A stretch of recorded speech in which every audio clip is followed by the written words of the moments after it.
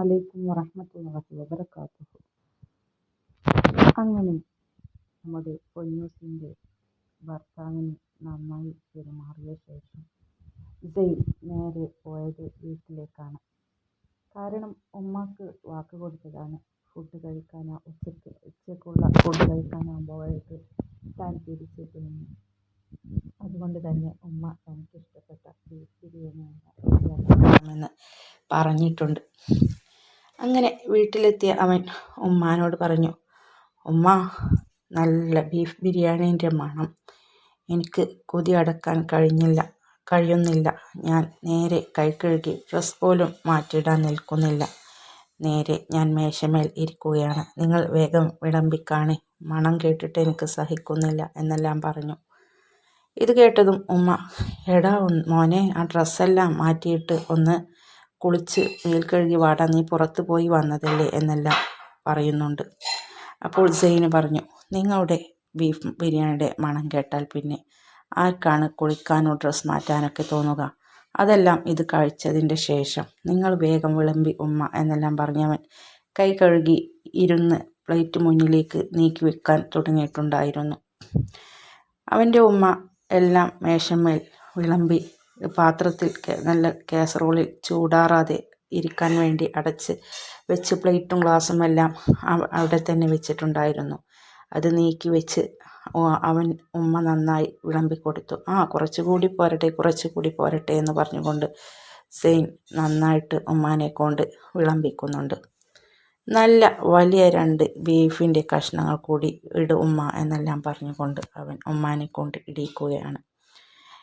അപ്പോൾ അവൻ്റെ ഉമ്മ പറഞ്ഞു, എടാ മോനെ, നിനക്ക് കഴിക്കാനുള്ളത് തന്നെയല്ലേ ആ പാത്രത്തിലുള്ളത്, നീ നന്നായി കഴിച്ചോ, ഇനിയും കഴിക്കാമല്ലോ, എന്തൊരാക്രാന്ത ഈ ചെക്കനെ എന്നെല്ലാം പറയുന്നുണ്ട്. അപ്പോൾ അവൻ പറഞ്ഞു, എല്ലാ ഞായറാഴ്ചയും ഉമ്മാൻ്റെ ബീഫ് ബിരിയാണിയോ അല്ലെങ്കിൽ ചിക്കൻ ബിരിയാണിയോ ഉണ്ടാവാറുണ്ട്. ബീഫ് ബിരിയാണിയാണ് എനിക്ക് ഒന്നുകൂടി ഇഷ്ടം എന്ന് ഉമ്മാക്കറിയാമല്ലോ. അതുകൊണ്ട് ഉമ്മ ഒന്നുകൂടി നന്നായി അത് ഉണ്ടാക്കുമെന്ന് എനിക്കറിയാം. ഓരോ ഞായറാഴ്ചയും ആവാൻ ഞാൻ കാത്തിരിക്കുകയാണ് ഉമ്മാൻ്റെ ബിരിയാണി കഴിക്കാൻ. ഓരോ ദിവസം കൂടുന്തോറും ഇതിൻ്റെ ടേസ്റ്റ് കൂടുകയല്ലാതെ കുറയുകയൊന്നും ചെയ്യുന്നില്ലല്ലോ ഉമ്മ. എന്താണ് നിങ്ങൾ ഇതിലിട്ടിരിക്കുന്നത്? അമ്മോ, എന്തൊരു ടേസ്റ്റ് എന്നും പറഞ്ഞുകൊണ്ട് അവൻ വെട്ടി വിഴുങ്ങുകയാണ്. അതിനിടയിൽ കുറച്ച് വെള്ളം കുടിക്ക്, ഇല്ലെങ്കിൽ അത് ചങ്കിലിരിക്കും എന്നെല്ലാം പറയുന്നുണ്ട്. അപ്പോൾ സെയ്ന് പറഞ്ഞു, ബിരിയാണിയുടെ ടേസ്റ്റ് കൊണ്ട് ഞാൻ വെള്ളമെല്ലാം കുടിക്കാൻ മറന്നുപോയി, കുറച്ച് വെള്ളം കുടിക്കട്ടെ എന്ന് പറഞ്ഞ് അവൻ്റെ ഉമ്മ ഗ്ലാസ്സിലേക്ക് ഒഴിച്ചു കൊടുത്ത വെള്ളം കുടുകുടാ കുടിക്കുന്നുണ്ട്. അപ്പോൾ ഉമ്മ പറഞ്ഞു, വെള്ളം കുറച്ച് കുടിക്കടാ, പിന്നെ ചോറ് തിന്നാൻ പോകൂല. അപ്പോൾ അവൻ പറഞ്ഞു, അതും ശരിയാ, ഞാൻ നല്ല ദാഹമുണ്ടായിരുന്നു പുറത്ത് നിന്ന് കയറി അതുകൊണ്ട് ഞാൻ നന്നായിട്ട് ചോറ് കഴിക്കുന്നതിനിടയിൽ വെള്ളം കുടിക്കാൻ മറന്നുപോയി, അതുകൊണ്ടാണ് കൂടുതൽ വെള്ളം കുടിച്ചത് എന്നെല്ലാം പറഞ്ഞു. ഭക്ഷണം കഴിക്കുന്നതിനിടയിൽ സെയ്നു ഉമ്മാനോട് ചോദിച്ചു, അല്ല ഉമ്മ, ഉപ്പ ഭക്ഷണം കഴിക്കാൻ എന്തേ വരാതിരുന്നത്? വിളിച്ചിരുന്നോ? സാധാരണ ഉമ്മാൻ്റെ ബിരിയാണി ഞാനും ഉമ്മയും ഒരുമിച്ചല്ലേ കഴിക്കാറുള്ളത്, ഇന്ന് ഉപ്പ എവിടെയെന്ന് ചോദിച്ചു. അപ്പോൾ സെയ്നുവിൻ്റെ ഉമ്മ പറഞ്ഞു, എടാ, ഇന്നല്ലേ നമ്മുടെ കുറച്ച് അപ്പുറത്തുള്ള വാഴക്കണ്ടത്തിൽ ഹംസാക്കാൻ്റെ മോളുടെ കല്യാണം, അങ്ങോട്ട് പോയിരിക്കുകയാണ് ഉപ്പ. നീ ഇല്ലാത്തത് കൊണ്ട് കാർ എടുക്കുന്നില്ല, ബൈക്കിലാണ് പോകുന്നത് എന്ന് പറഞ്ഞു ഉപ്പ. അതുകൊണ്ട് ഞാനും പോയില്ല. പിന്നെ നിനക്ക് അത്യാവശ്യമാണ് എന്ന് പറഞ്ഞുകൊണ്ടാണ് നീ ഇവിടെ നിന്ന് പോയത്, അതുകൊണ്ട് ഞാനും പിന്നെ പോയില്ല. കാരണം നീ വരുമ്പോൾ വിളമ്പിത്തരാൻ ആരെങ്കിലും വേണ്ടടാ. നീ ഉണ്ടെങ്കിൽ നമുക്ക് 3 പേർക്കും കൂടി കാറിൽ അങ്ങ് പോവാമായിരുന്നു എന്ന് പറഞ്ഞു. അപ്പോൾ സെയ്നുവിൻ്റെ ഉമ്മ പറഞ്ഞു, എടാ, നീ എന്തോ അത്യാവശ്യമുണ്ട് എന്ന് പറഞ്ഞത് കൊണ്ടല്ലേ ഞാൻ പിന്നെ നിന്നെ നിർബന്ധിക്കാതിരുന്നത്. അല്ലെങ്കിൽ നമുക്ക് ബിരിയാണി രാത്രിയിലേക്ക് വെച്ചിട്ട് ഉച്ചക്ക് 3 പേർക്കും കൂടി കല്യാണത്തിന് പോകാമായിരുന്നു.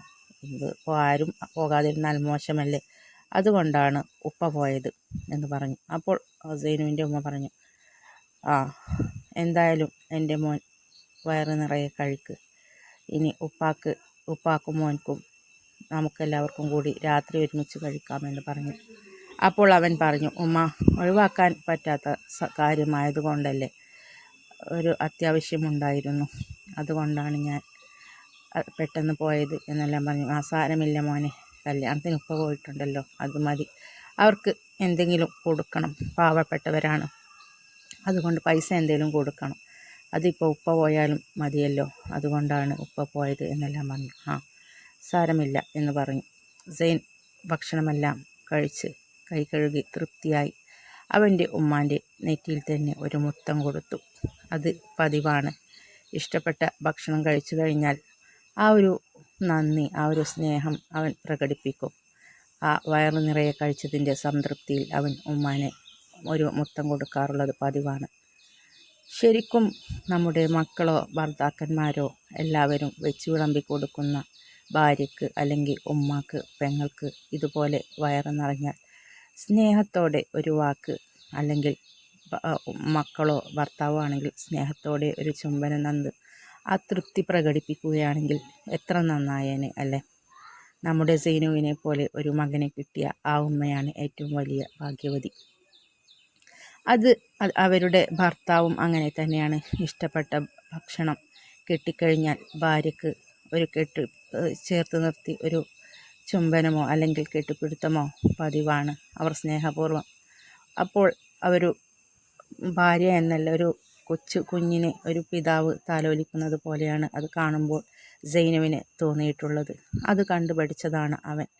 അല്ലെങ്കിലും ഉമ്മാനെയും ബാപ്പാനെയും കണ്ടിട്ടല്ലേ മക്കളും പഠിക്കുന്നത്. അതുകൊണ്ട് അവനും അതുപോലെ ആ സ്നേഹപ്രകടനം നടത്തും, നല്ല ഭക്ഷണം ഉമ്മ ഉണ്ടാക്കി കൊടുക്കുമ്പോൾ. അങ്ങനെ എന്തായാലും ഭക്ഷണമെല്ലാം കഴിച്ച് സൈനു മുകളിൽ പോയി. കുറച്ചു നേരം വിശ്രമിക്കണം, അതിനിടയിൽ ആമിയൊന്ന് വിളിക്കണം എന്നെല്ലാം പറഞ്ഞ് വിചാരിച്ചുകൊണ്ട് അവൻ മുകളിൽ കയറി. ഒന്ന് ഫ്രഷായി അവൻ ഇങ്ങനെ ബെഡിൽ കിടക്കുമ്പോഴാണ് ആമിക്ക് വിളിക്കുന്നത്. ആമിയും അവളുടെ മേമയും ഉച്ചമയക്കത്തിലായിരുന്നു. ഭക്ഷണമെല്ലാം കഴിച്ച് സെൽമുവും ആമിയും. അതുപോലെ തന്നെ അവിടെ ഉപ്പപ്പയും ഉമ്മമ്മയും അവരുടെ റൂമിലും ഭക്ഷണമെല്ലാം കഴിച്ച് ഉച്ചക്ക് കുറച്ച് സമയം ഉറങ്ങാൻ കിടക്കും. അങ്ങനെ കിടക്കുകയാണ്. ആ സമയത്താണ് സൈനുവിൻ്റെ കോൾ വരുന്നത്. അവൾ കോൾ കണ്ടതും പെട്ടെന്ന് എടുത്തു. സൈനു സലാം അടക്കി, അസ്സലാമു അലൈക്കും. ആമി സലാം അടക്കി, വലൈക്കും അസ്സലാം. എന്നിട്ട് എന്തൊക്കെയുണ്ട് സാർ വിശേഷങ്ങൾ എന്നെല്ലാം ചോദിച്ചു. അവളുടെ മേമായുടെ അടുത്ത് നിന്നായതുകൊണ്ട് സൈനുക്ക എന്നെല്ലാം വിളിക്കാം അവൾക്ക് മടിയായി. അത് കേട്ടതും സൈനു പറഞ്ഞു, ആ എന്ത് വിശേഷം, നല്ല വിശേഷം, ആകെ കാണാഞ്ഞിട്ട് ഒരു ദിവസമായിട്ടുള്ളൂ. പെണ്ണിൻ്റെ ചോദ്യം കേട്ടാൽ ഒരുപാട് കാലമായി കാണാതിരിക്കുന്നത് പോലെയുണ്ട് എന്നെല്ലാം പറഞ്ഞു അവൻ. എന്നാൽ അതിനൊന്നും മറുപടി പറയാതെ ഒരു മൂളലിൽ മാത്രമാണ് അവൾ അത് ഒതുക്കിയത്. അപ്പോൾ തന്നെ അവൻക്ക് കാര്യം മനസ്സിലായി. അവളുടെ അടുത്ത് ആരോ ഉണ്ട് എന്ന് അവൻ ചോദിച്ചു. എന്താ ആമി, നിൻ്റെ അടുത്ത് ആരെങ്കിലും ഉണ്ടോ? നിൻ്റെ സർ എന്നുള്ള വിളി കേട്ടപ്പോൾ ചോദിച്ചതാണ്. അല്ലെങ്കിൽ നീ എന്നെ ഫോണിലൂടെ സൈനുക്ക എന്നല്ലേ വിളിക്കാറുള്ളത്? അപ്പോൾ അവൾ പറഞ്ഞു, ഞാനിവിടെ ഉമ്മാൻ്റെ വീട്ടിലാണ്, മേമയും ഞാനും ഭക്ഷണമെല്ലാം കഴിച്ച് കിടക്കുകയായിരുന്നു എന്നെല്ലാം പറഞ്ഞു. അപ്പോൾ അവനിങ്ങനെ ചിരിച്ചുകൊണ്ട് പറഞ്ഞു, എനിക്ക് തോന്നി നിൻ്റെ ഈ പമ്മിപ്പതിമിയുള്ള സംസാരമെല്ലാം കേട്ടപ്പോൾ. ഞാനിവിടെ എൻ്റെ റൂമിൽ തനിച്ചാണ്, അതുകൊണ്ട് എനിക്ക് നിന്നോട് സ്വതന്ത്രമായി സംസാരിക്കാം. എൻ്റെ പെണ്ണ് അപ്പോൾ ഒരു ചില്ലുകൂട്ടിലാണല്ലേ എന്നെല്ലാം പറഞ്ഞ് അവൻ കളിയാക്കി. അപ്പോൾ അതിന് മറുപടിയായി അവളിങ്ങനെ ചിരിച്ചു. എന്നിട്ട് എന്താണ് സാർ ഇന്നത്തെ വിശേഷങ്ങൾ? ഉമ്മാൻ്റെ സ്പെഷ്യൽ ബിരിയാണി എല്ലാം കഴിച്ചോ? ഞായറാഴ്ച പതിവല്ലേ. അതിന് പിറ്റേ ദിവസം സാർ വന്നാൽ വായി തോരാതെ അതിനെക്കുറിച്ച് ഇങ്ങനെ സംസാരിക്കുകയും ചെയ്യും. എനിക്കെന്നാന്നാവോ സാറിൻ്റെ ഉമ്മാൻ്റെ ബിരിയാണി ഒന്ന് കഴിക്കാനുള്ള ഭാഗ്യം കിട്ടുക. എന്നെ കൂടി സാർ ഒരു ദിവസം വീട്ടിലേക്ക് സൽക്കാരം വിളിക്ക് എന്നെല്ലാം പറഞ്ഞു. മേമയുണ്ടായത് കൊണ്ട് പിന്നെ തന്നെ കല്യാണം കഴിച്ച് ആ വീട്ടിലേക്ക് കൊണ്ടുപോകുന്ന കാര്യമൊന്നും പറയാൻ പറ്റില്ലല്ലോ, അതുകൊണ്ട് സൽക്കാരം വിളിക്കുക എന്നെല്ലാം പറഞ്ഞ് ആമി ഇങ്ങനെ ഉരുണ്ട് കളിക്കുകയാണ്. അത് മനസ്സിലാക്കിയ സെയിൻ പറഞ്ഞു, ആടി പെണ്ണെ, നീ ഇനി ഇങ്ങോട്ട് തന്നെയല്ലേ വരാൻ പോകുന്നത്? നിനക്ക് എന്നും എൻ്റെ ഉമ്മാൻ്റെ ബിരിയാണി കഴിക്കാലോ, പിന്നെ എന്തിനാണ് സൽക്കാരമാക്കുന്നത് എന്നെല്ലാം പറഞ്ഞു. അവൻ പറഞ്ഞു, പിന്നെ ഒരു വിശേഷം പറയാനാണ് ഞാൻ വിളിച്ചത്. പിന്നെ നിന്റെ അളിയനെ ഞാൻ ഇന്ന് കണ്ടിരുന്നു, നന്നായി ഒന്ന് സൽക്കരിച്ചു എന്ന് പറഞ്ഞു.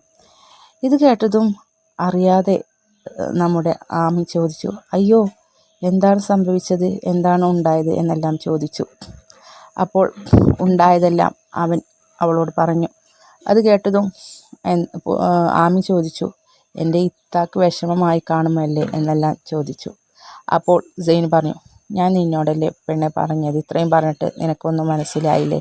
വീട്ടിൽ നിന്ന് ഞാൻ അവനെ ഒന്നും പറഞ്ഞിട്ടില്ല, നല്ല രീതിയിലാണ് അവനെ കൂട്ടിക്കൊണ്ടു പോയത്. പുറത്ത് കൊണ്ടുപോയ ശേഷമാണ് അവന് ഞാൻ നന്നായി പെരുമാറിയത് എന്നെല്ലാം പറഞ്ഞു. അപ്പോൾ ആമി പറഞ്ഞു, എന്തായാലും സാറിനെ എൻ്റെ ഇത്താക്കറിയാമല്ലോ, അതുകൊണ്ട് ഏകദേശ കാര്യങ്ങളൊക്കെ ഇത്താക്ക് പിടികിട്ടിയിട്ടുണ്ടാവും. പിന്നെ ഇത്താക്കും അറിയാം അളിയൻ്റെ സ്വഭാവം, അതുകൊണ്ട് കാര്യങ്ങളൊക്കെ ഇത്താക്ക് തന്നെ പിടികിട്ടിയിട്ടുണ്ടാവും എന്നെല്ലാം പറഞ്ഞു. അങ്ങനെ സെയ്നു അവളോട് പറഞ്ഞു, ഞാനതല്ല നിന്നെ വിളിച്ചത്, പിന്നെ ഇന്ന് ഞായറാഴ്ചയല്ലേ, ഇന്ന് വൈകുന്നേരം ഒരു 5 മണിക്ക് ശേഷം, ഇപ്പോൾ സമയം ഏകദേശം 2 മണിയായി, ഒരു 5 മണിക്ക് ശേഷം ഞാൻ ഉമ്മാനോടും ഉപ്പ അപ്പോഴേക്കൊരു കല്യാണത്തിന് പോയിരിക്കുകയാണ്. ഉപ്പ വന്നതിൻ്റെ ശേഷം ഉമ്മായോടും ഉപ്പായോടും ഒരു കാര്യം സംസാരിക്കുന്നുണ്ട്. അപ്പോൾ അവൾ ചോദിച്ചു, എന്താണ് സാർ എന്ന് ചോദിച്ചു. പിന്നെ നീ നാളെ ഓഫീസിൽ വരണ്ട, നാളെ ലീവ് എടുത്തോ, നാളെ ഉച്ചയ്ക്ക് ശേഷം ഞാനും അവിടെ നിന്ന് ഇറങ്ങാം. എന്നിട്ട് നാളെ ഒരു അസറിൻ്റെ ശേഷം ഒരു 4 മണി, ഏകദേശം 4 മണി സമയത്ത് ഉപ്പാനെയും ഉമ്മാനെയും കൂട്ടി ഞാൻ അവിടെ നിന്ന് പെണ്ണ് കാണാൻ വരുന്നുണ്ട്. ഇനി അത് വൈകിക്കേണ്ട, നിക്കാഹ് പെട്ടെന്ന് നടത്തണം, ഇല്ലെങ്കിൽ എത്രയെന്ന് വെച്ചിട്ടാണ് നിൻ്റെ ഉമ്മാൻ്റെ വീട്ടിൽ പോയി നിൽക്കുക? ഒന്നാമത് നിൻ്റെ ഉമ്മാക്ക് അവിടെ അവർ ഒരു സ്വൈരം കൊടുക്കില്ല, നീ കൂടിയില്ലെങ്കിൽ നിൻ്റെ ഉമ്മ ആകെ ബുദ്ധിമുട്ടും. അതുകൊണ്ട് തന്നെ പിന്നെ ഇതൊന്നും എന്നും ശാശ്വതമല്ലല്ലോ, നീ ഇങ്ങനെ ഒരാളെ പേടിച്ച് ഉമ്മാൻ്റെ വീട്ടിൽ നിൽക്കുന്നത്. അതുകൊണ്ട് എത്രയും പെട്ടെന്ന് നമ്മുടെ കാര്യത്തിലൊരു തീരുമാനമാകണം. ഇന്ന് തന്നെ ഞാൻ ഉപ്പാനോടും ഉമ്മാനോടും എല്ലാം തുറന്ന് സംസാരിക്കാൻ പോവുകയാണ്, അവർക്ക് സന്തോഷമാവും. കാരണം എത്രയോ കാലങ്ങളായി അവർ എൻ്റെ പിന്നാലെ ഇങ്ങോട്ട് ഒരു കല്യാണം കഴിക്കാനും പെണ്ണ് കാണാനും പറഞ്ഞ് നടക്കുകയായിരുന്നു. എന്നാൽ നിന്നെ കാണുന്നതുവരെ അങ്ങനെ ഒരു ചിന്തയെ എൻ്റെ മനസ്സിലുണ്ടായിരുന്നില്ല. നിന്നെ കണ്ടതിന് ശേഷമാണ് ഒരു പെണ്ണ് എനിക്ക് വേണമെന്നുള്ള ചിന്ത പോലും തോന്നി തുടങ്ങിയത്. അതുകൊണ്ട് തന്നെ ഞാൻ ഇടയ്ക്ക് നിന്നെക്കുറിച്ച് സൂചിപ്പിച്ചിരുന്നു. അതുകൊണ്ട് തന്നെ ഇനി കാര്യങ്ങൾ അവതരിപ്പിക്കാൻ വലിയ ബുദ്ധിമുട്ടൊന്നുമില്ല. അപ്പോൾ അവരെന്തായാലും സമ്മതിക്കും. അപ്പോൾ നീ കാത്തിരുന്നോ കേട്ടോ എൻ്റെ വരവിനായി, എന്നാൽ ഞാൻ വിളിച്ചറിയിക്കാം എന്നെല്ലാം അവൻ പറഞ്ഞു. ഈ വാക്കുകൾ കേട്ടതും ആമിയുടെ ഉടലാകെ കോരിത്തരിച്ചു പോയി. അവൾ മനസ്സാൽ അള്ളാഹുവിനെ സ്തുതിച്ചു. കാരണം ഒരിക്കലും തനിക്കൊരു വിവാഹ ജീവിതമോ താൻ ഇഷ്ടപ്പെട്ടൊരു വിവാഹമോ അവൾ സ്വപ്നം കണ്ടിരുന്നില്ല. കാരണം ഉപ്പ തന്നേക്കാൾ അധികം സ്നേഹിച്ചിരുന്ന, പെൺമക്കളിൽ കുറച്ചെങ്കിലും തൻ്റെ മക്കളായി കണക്കാക്കിയിരുന്ന ഇത്താത്തമാരുടെ കല്യാണം തന്നെ അവർക്കിഷ്ടമില്ലാതെ പ്രായമായ ആളുകളെ കൊണ്ടും തലതെറിച്ച് നടക്കുന്ന ആളുകളെ കൊണ്ടും കല്യാണം കഴിപ്പിച്ചതാണ്. എന്നാൽ ഒരു മകളായി പോലും കണക്കാക്കാതിരുന്ന തനിക്ക് ഇങ്ങനെയൊരു നല്ല ജീവിതം കിട്ടുമെന്ന് അവൾ ഒരിക്കലും മനസ്സിൽ പോലും കരുതിയിരുന്നില്ല. അത് ഇത്ര പെട്ടെന്ന് യാഥാർത്ഥ്യമാകുന്നത് സ്വപ്നമാണോ സത്യമാണോ എന്നൊന്നും അറിയാതെ അവൾ ഇങ്ങനെ അന്തവിട്ട് നിൽക്കുകയാണ്. അവൾ മനസ്സറിഞ്ഞ് പടച്ചവനെ സ്തുതിച്ചു. അപ്പുറത്ത് നിന്ന് സെയ്ന് ചോദിച്ചു, എന്താ പെണ്ണെ നീ ഇത് കേട്ടിട്ട് ഒന്നും മിണ്ടാതെ നിൽക്കുന്നത്, എന്താ ഞാൻ വരണ്ടേ എന്നെല്ലാം ചോദിച്ചു. നിൻ്റെ വീട്ടിൽ പെണ്ണ് ചോദിച്ച് വരേണ്ടേ എന്നെല്ലാം ചോദിച്ചു. ഇത് കേട്ടതും ആമി ഇങ്ങനെ അറിയാതെ അവൾക്ക് പെട്ടെന്ന് സങ്കടം കൊണ്ട് അവളുടെ കണ്ണുകൾ നിറഞ്ഞു. അവൾക്ക് അങ്ങനെയാണ്, സങ്കടം വന്നാലും അവൾക്കറിയും, സന്തോഷം വന്നാലും അവൾക്കറിയും. അവളുടെ ചെറിയ അറിയാതെയുള്ളൊരു തേങ്ങിക്കരച്ചിൽ കേട്ടതും സെയ്നു ചോദിച്ചു, എന്താ എൻ്റെ പെണ്ണ് കരയുകയാണോ? ഞാൻ ചോദിച്ചത് സങ്കടമായോ എന്നെല്ലാം ചോദിച്ചു. അവൾ പറഞ്ഞു, സന്തോഷം കൊണ്ടാണ് സാർ, എനിക്ക് ഇങ്ങനെയൊരു ഭാഗ്യമുണ്ടാകുമെന്ന് ഞാൻ സ്വപ്നത്തിൽ പോലും കരുതിയതല്ല. എന്തായാലും സാറിനോടാണ് എനിക്ക് നന്ദി പറയാനുള്ളത്, എനിക്ക് നല്ലൊരു ജീവിതം തരുന്നതിന് എന്നെല്ലാം പറഞ്ഞു. അവൻ പറഞ്ഞു, എടി പെണ്ണെ, ഞാനാണ് നിന്നോട് നന്ദി പറയേണ്ടത്. കാരണം നിന്നെപ്പോലെ ഇത്രയും പാവമായ ഒരു പെൺകുട്ടിയെ ഇന്നത്തെ കാലത്ത് ഒരു ആണിന് കിട്ടുക എന്ന് പറഞ്ഞാൽ അയാൾ പുണ്യം ചെയ്തവനാണ്. അതുകൊണ്ട് എനിക്കാണ് നിധി കിട്ടിയത്, എനിക്കാണ് ലോട്ടറി അടിച്ചത്, ഞാനാണ് പടച്ചവനോട് നന്ദി പറയേണ്ടത് എന്നെല്ലാം പറഞ്ഞു. എന്തായാലും ഇനി എൻ്റെ മോൾ കിടന്ന കുറച്ച് സമയം ഞാൻ പെട്ടെന്ന് ഈ ഒരു തീരുമാനമെടുത്തപ്പോൾ നിന്നെ വിളിച്ച് സന്തോഷം കൊണ്ട് അറിയിച്ചതാണ്. അതുകൊണ്ട് ഇനി കുറച്ച് സമയം കിടന്നു എൻ്റെ കുട്ടി എന്നെല്ലാം പറഞ്ഞ് സലാം പറഞ്ഞുകൊണ്ട് അവൻ ഫോൺ വെച്ചു. ഫോണും പിടിച്ച് ഇങ്ങനെ അന്തം വിട്ട് നിൽക്കുന്ന ആമയെ നോക്കി സെൽമു ചോദിച്ചു, ഹലോ, ഇവിടെ ഒരാളുണ്ട് എന്നുള്ള ചിന്തയൊന്നുമില്ലേ? എന്തായിരുന്നു? എന്തോ ഒരു ചുറ്റിക്കളി മണക്കുന്നുണ്ടല്ലോ എന്നെല്ലാം പറഞ്ഞു. അവൾ പറഞ്ഞു, ഒന്ന് പോ സെൽമ മേമോ, ഒന്നുമില്ല, എൻ്റെ സാറാണ് വിളിച്ചത് എന്നെല്ലാം പറഞ്ഞു. അപ്പോൾ അവൾ ചോദിച്ചു, സാറ് വിളിച്ച സംസാരമല്ലല്ലോ ഇപ്പോൾ ഞാൻ കേട്ടത്, അതിനിടയിൽ എന്തോ ഒരു ചുറ്റിക്കളി മണക്കുന്നുണ്ടല്ലോ എന്നെല്ലാം പറഞ്ഞു. സെൽമു കുത്തി ചോദിച്ചപ്പോൾ ആമി എല്ലാ വിവരങ്ങളും അവളോട് പറഞ്ഞു. അവൾക്ക് സെൽമുവിന് അവളുടെ കാതുകളെ വിശ്വസിക്കാൻ കഴിഞ്ഞില്ല. അവൾ പറഞ്ഞു, മാഷാ അല്ലാ, എൻ്റെ ആമിമോൾക്കെങ്കിലും അങ്ങനെ നല്ലൊരു യോഗമുണ്ടായല്ലോ. എൻ്റെ പൊന്നൂസിൻ്റെയും സ്വത്തുവിൻ്റെയും കാര്യമോർത്ത് എനിക്കെന്നും സങ്കടമായിരുന്നു.